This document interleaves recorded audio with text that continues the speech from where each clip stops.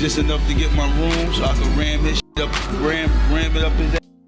Right? My window was there, he tried to grab me. So when he came in the window, I punched him in the face. So Jim Jones, compare the names. Look, Max Bigelow, Jim Jones.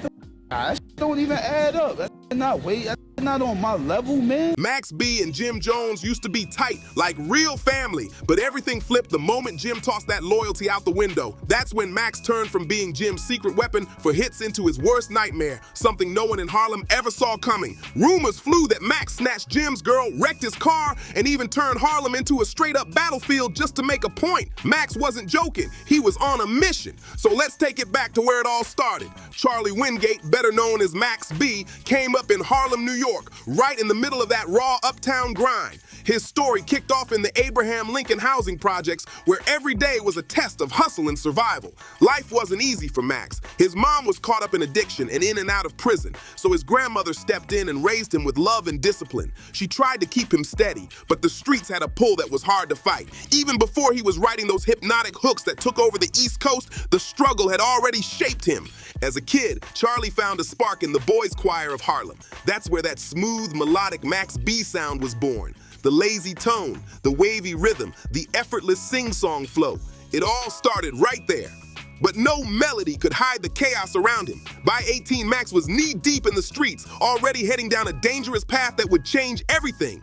Back in 1997, Max B's life took a wild turn. He got locked up on robbery charges and ended up doing around 8 years behind bars. But instead of breaking him, that time sharpened him up. When he walked out in 2005, he wasn't the same dude anymore. He came out with a new name, a new edge, and a confidence that only comes from surviving the life you rap about. That's when the world met Max Bigelow, a name inspired by legends like Biggie Smalls, Machiavelli, Tupac, and Jigga, Jay-Z. Max saw himself as the ultimate mix of those icons, the hypnotic flow of Biggie, the deep pain of Pac, and the slick hustler energy of Jay. He said it best: your name is Max. Baca Maximum. Big Avenue.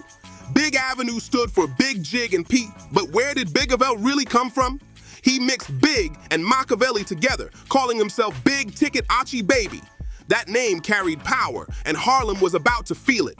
When Max got out, the city was already lit. The diplomats were on top. Cameron and Jim Jones had the streets on lock, running Harlem with that flashy, unstoppable energy. Max linked up with Cam first, and through that connection, he met Jim Jones. Before long, Max signed with Jim's Bird Gang Records, and that's when everything started moving fast. Working alongside legendary Harlem producer Dame Grease, Max found his sound immediately. The chemistry was insane. He dropped his first mixtape, $1 Million Baby, in 2006, and Harlem went crazy for it. His voice, his wavy delivery, and his unfiltered swagger, nobody sounded like him. At that same time, Bird Gang had another star on the rise, Stack Bundles. With Max B and Stack in the mix, Jim Jones had a dream team. Max became his not-so-secret weapon, dropping hooks and verses that made every track hit harder. Songs like Baby Girl turned into street anthems, and Max's touch made every record sound like it was built for the big time. My name is Max B, aka Max Bigelow. We know Bigelow stands for Big Jig and Pac, right? But where did the name... Big Jig and Machiavelli, baby. Yeah. Big Jig and Machiavelli. No matter how good the music got, Max could never fully escape the streets. In September 2006, everything took a dark twist. Word came to him through his ex, Gina Conway, about a flashy guy named Alan J. Plowden, a high roller deep in a mortgage and mail fraud hustle, always flexing with piles of cash and cruising in luxury rides. Gina spilled all the details, and according to her, jealousy and greed started to creep in. She claimed Max told her they could hit a lick and that he'd make sure everyone got paid big. It was one of those street dreams that sounded slick in theory, but turned messy fast. What really went down that night is still argued about to this day, but the ending was clear. Things went way too far. Max wasn't even there when it happened, but prosecutors painted him as the one who set it all in motion. Gina Conway, who was also caught up in dealing and stripping, took the stand and testified that Max was the brains behind the setup. She said he sent her and his stepbrother, Kelvin Sims Leardam, to rob Plowden at a Holiday Inn in New Jersey. The plan sounded simple enough. Wait until Plowden went out clubbing, break in, and grab the cash. But from the start, everything about that operation was sloppy. Nothing went according to plan, and the fallout would haunt Max B for years to come. Gina and Sims couldn't get it together that night. They were driving around for hours, missing exits, wasting time, and letting the tension build. By the time they finally reached the hotel room, Alan Plowden was already back, asleep beside another woman. But then, out of nowhere, a man named David Taylor walked in, someone who was never part of the plan. That's when everything spiraled out of control. Sims panicked and pulled the trigger, shooting Taylor in the face, execution style. In one split second, a sloppy robbery turned into a cold-blooded murder. After that, everything unraveled fast. Gina Conway was the first domino to fall. Once she got caught, she flipped quick. To save herself, she handed over a 169-page statement, laying everything out and throwing Max right under the bus. She claimed Max was the one who planned the whole thing, promising her money, loyalty, and a forever kind of love if she helped him pull it off. When the feds came for Max, they didn't play around, they came hard. He was arrested and charged with felony murder and a list of other life-changing offenses. His bail, a massive $2 million. While Max sat locked up in that cold jail cell, his world froze, but outside, the industry kept moving without him. That's when things got messy between him and Jim Jones. The same man who signed him worked with him and called him family. Jim's career was booming while Max was behind bars. Friend Charlie Wingate, aka Max B, a rapper, about the men's money. Then Wingate reaches out to this man, Calvin Lear. Jim dropped We Fly High, Ballin', and the track exploded. It became the anthem of the moment, the biggest hit of his career. But Max wasn't having it. From behind bars, he claimed he was the ghostwriter behind that hit, and not just that one, but most of Jim's biggest records. The tension between them went from silent to sizzling overnight. While Jim Jones was out doing interviews and stacking checks, Max B was locked up, fighting for both his life and his name. After 10 brutal months behind bars, Max finally caught a break. His bail got dropped to $90,000. But when help came, it didn't come with love or loyalty, it came with strings attached. Reports say Jim stepped in, but not like a real brother would. Instead of just helping Max get out, Jim allegedly used that moment as leverage. He agreed to post bail only if Max signed over his publishing rights and committed to dropping 6 albums under Jim's control. Stuck in a cell and running out of options, Max felt like he had no choice. He signed. Just like that, Jim walked away with ownership of the entire Wavy sound, and Max walked out of jail with freedom that came at a heavy cost. When Max B hit the streets again in July 2007, he wasn't the same man who went in. He was colder, sharper, and carrying a storm of resentment. He was broke, betrayed, and trapped in a contract that basically sold off his creative future. And the man who benefited most? Jim Jones, the same person Max once called his brother. As Max sat back and watched from the sidelines, he saw his own influence echoing through Harlem. His mixtapes were spreading like wildfire, and the streets were chanting "Wavy" louder than ever. His name was turning into legend, folklore for the hustlers and dreamers uptown. So when Jim kept pushing forward without giving Max his proper shine, Max hit a breaking point. He was done being silent, done being controlled. He was ready to speak out, ready to fight back, and ready to reclaim everything that was his. Max B wasn't just getting pushed out of the spotlight, he was getting played, and he knew it. He got straight up robbed on the business side.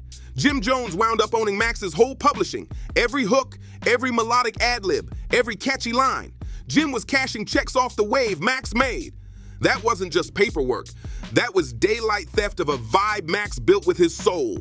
The friendship? Dead. Loyalty snapped like cheap chain. Max B was left iced out and thinking payback. His heart froze from the betrayal and his head filled with plans. He dipped from Bird Gang with one mission. If Jim wasn't gonna give him his due, Max was gonna put him on blast and drag him down public. Then Max found a soldier in French, Montana. Back then, French wasn't the chart topper he is now. He was a gritty street figure with that raw Cocaine City DVD rep from the Bronx. French already had beef with Jim over a shooting rumor where Jim was said to have spread bad word about him, so their link-up felt natural and dangerous. What started as a collab turned into a brotherhood forged in the same heat. They weren't just making music, they were cooking up a war plan, and nothing was off limits in their playbook. They called their movement Coke Wave, and it turned into one of the rawest, most legendary street waves the mixtape era ever saw. Max B already knew the industry wasn't built to save him. His publishing was gone, no label was backing him, and the doors were closing fast. But one thing the streets never took from him was his voice, that wavy melodic sound people couldn't stop talking about.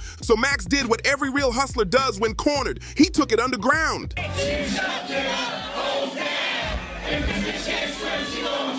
He started dropping his music for free, letting the people hear what the industry tried to bury. But these weren't just songs. They were verbal grenades aimed straight at Jim Jones and anyone standing beside him, and Max wasn't holding anything back. The first shot came with his mixtape Public Domain 3, and that cover alone said it all. Max posed in a graveyard surrounded by tombstones carved with names like Millie, Jim Jones, and Vanilli Joel Santana. He was straight up comparing them to Milli Vanilli, the fake pop duo that lip-synced their way into fame. To Max, Jim and Jules were doing the same thing, riding off the wave he created and fronting like they built it themselves. Max mocked them with confidence, calling them out by name and clowning their image. He dropped fiery tracks like Lip Sync Rappin', where he spit, "I know them dudes need me." That line hit hard. It was a direct shot at Jim and Jules, and it made it clear that without Max's sauce, their whole sound was missing its soul. The Coke Wave era had officially begun, and Max B was out for war. But Max didn't just stick to dropping tracks. He started tearing down reputations, going for personal lives, and everything Jim Jones stood on. He wasn't just dissing the music anymore. He was attacking the foundation of Jim's entire image. One of the wildest moments in their beef came when Max released the brutally disrespectful track, "She Touched It in Miami." On that record, Max crossed every line imaginable, claiming that Chrissy Lampkin, Jim's longtime girlfriend, had been with him in explicit ways. He rapped, "Chrissy sucked it in Miami while Big Evil hit it from the back in her fanny." Max laughed through those bars like he was untouchable, clowning Jim and painting him as a man being disrespected by his own circle, and the streets went crazy over it. Jim Jones was blindsided. He didn't see that attack coming at all. At first, he tried to brush it off, denying the allegations, trying to act like Max wasn't important, calling him a washed-up rapper who never got off the shelf. Jim even claimed Max never wrote "We Fly High" or any of his big hits. But that defense didn't hold up for long, because people had already heard the reference tracks floating around, and Max's voice was all over them.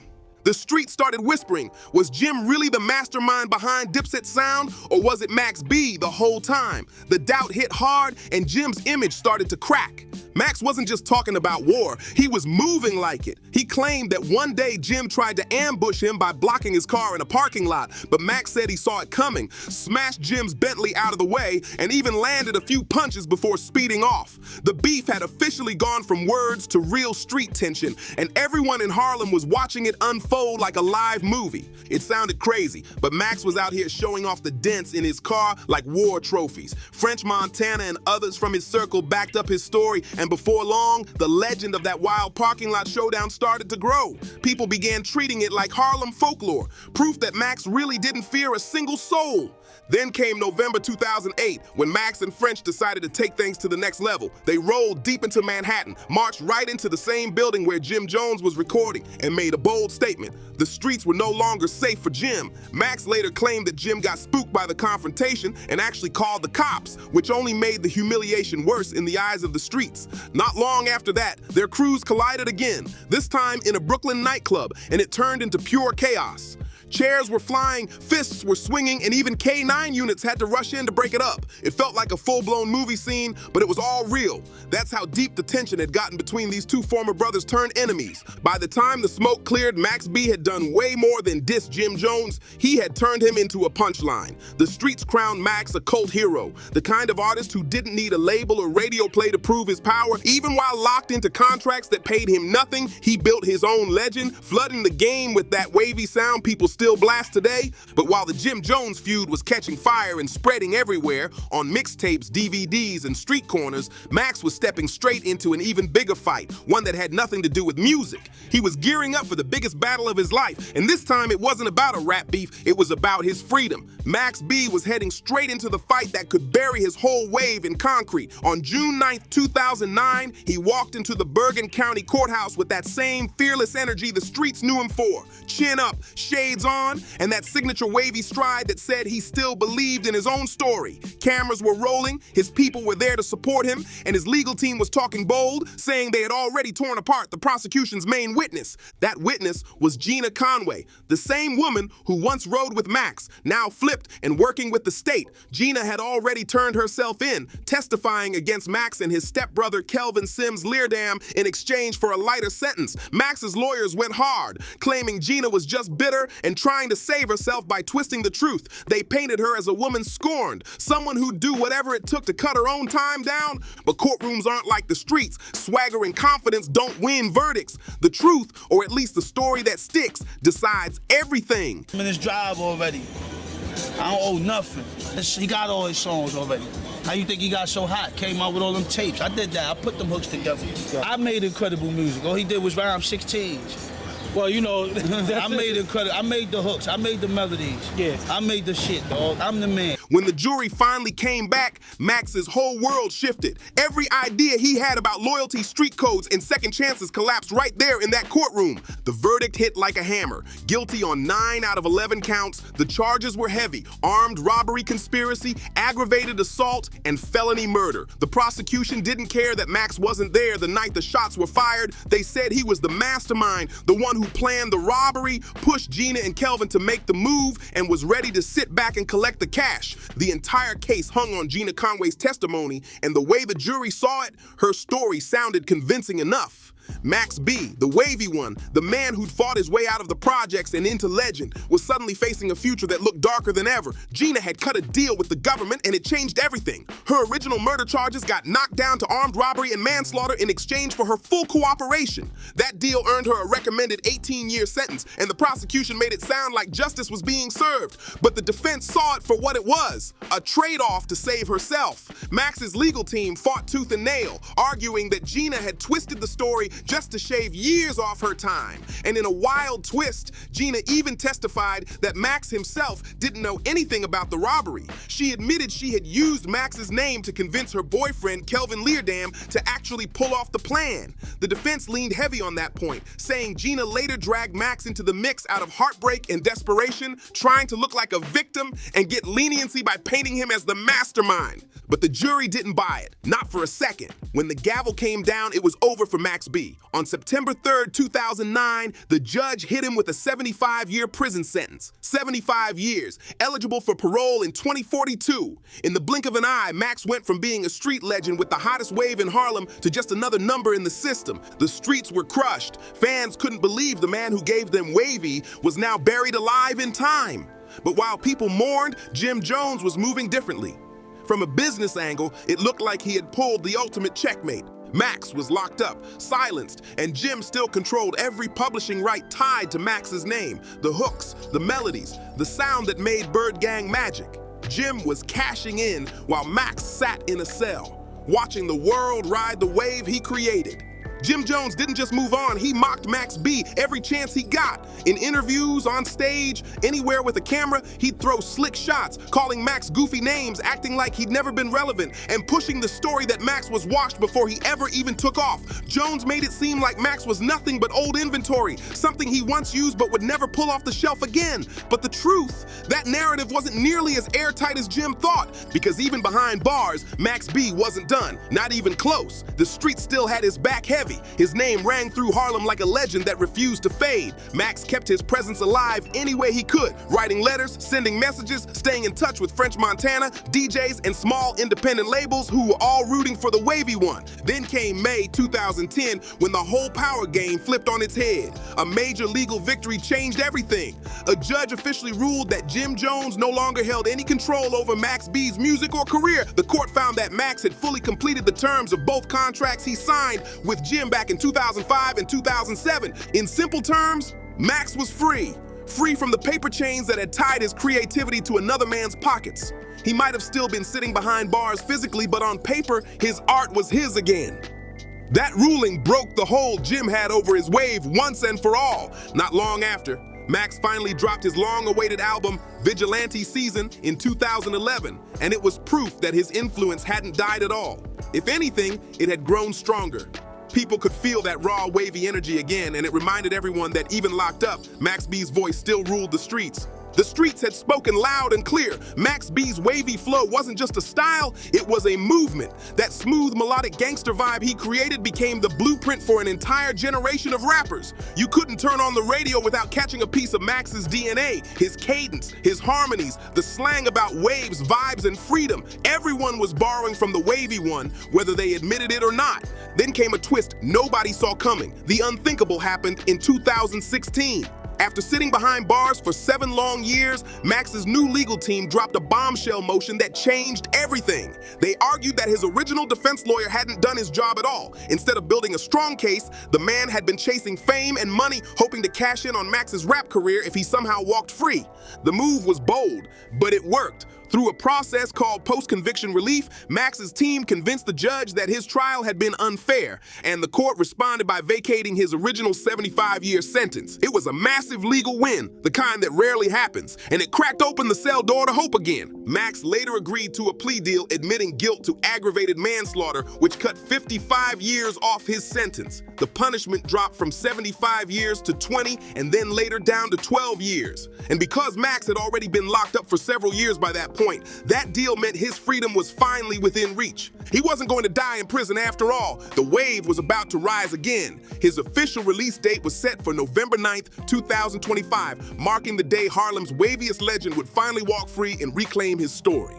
By the time 2025 rolled around, Max B wasn't just a rapper anymore. He was a legend, a myth, a name etched in hip-hop history. His influence stretched far beyond Harlem. His melodic, wavy sound could be heard in everything from underground ciphers to Kanye West's star-studded albums. Kanye even tried to name his 2016 project Waves. But when the Wave community came for him, he had to show respect where it was due to Max B himself. Kanye later featured Max's actual voice on a record, giving the wavy one his flowers for shaping the sound of a whole generation. And it didn't stop there. Drake, Wiz Khalifa, and a whole wave of artists publicly gave Max credit as one of their biggest inspirations. Even Jim Jones, in one rare moment of honesty, admitted that if Max hadn't been locked up, he could have been bigger than Drake. That statement hit different. It showed just how deep Max's impact really ran, even from behind the walls. Now, as 2025 looms and his freedom is finally in sight, one question still hangs heavy in the air.